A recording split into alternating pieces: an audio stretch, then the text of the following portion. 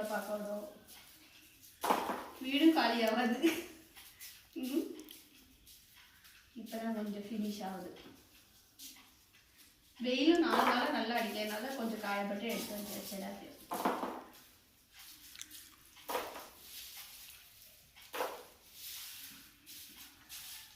வெங்காயம் வேணும்னா நீங்கள் வீட்டில் வந்து வாங்கிக்கோங்க.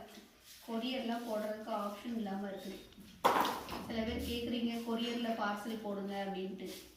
இப்போ நாங்களே பிஸியாக இருக்கோம். இதில் கொண்டு போய் போடுறதுக்குலாம் நேரம் இல்லை.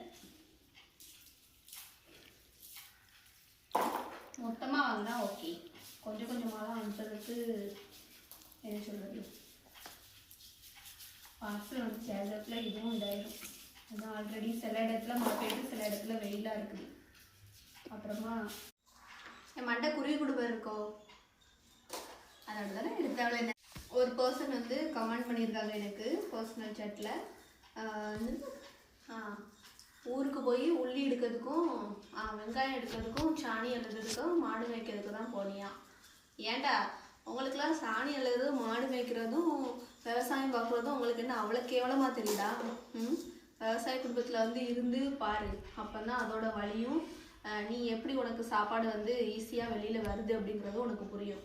சும்மா வெளியில் இருந்துட்டு சும்மா வந்தோம் பேசினோம் கமெண்ட் போட்டோம் அப்படிங்கிறதுக்காக தேவையில்லாத வார்த்தைகளை விடக்கூடாது.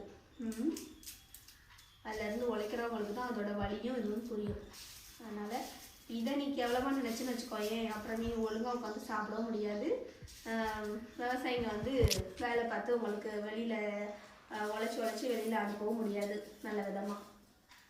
அதனால் சும்மா விவசாயமா அப்படிங்கிறத ரொம்ப கேவலமாக பேசுகிறதால வச்சுக்கிடாதீங்க.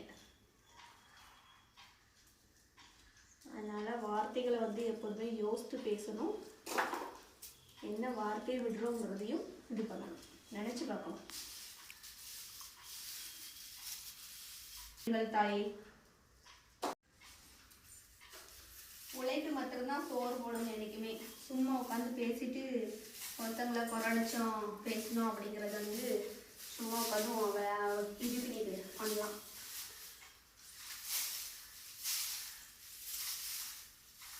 மண்ணு மட்டும் அழியுது.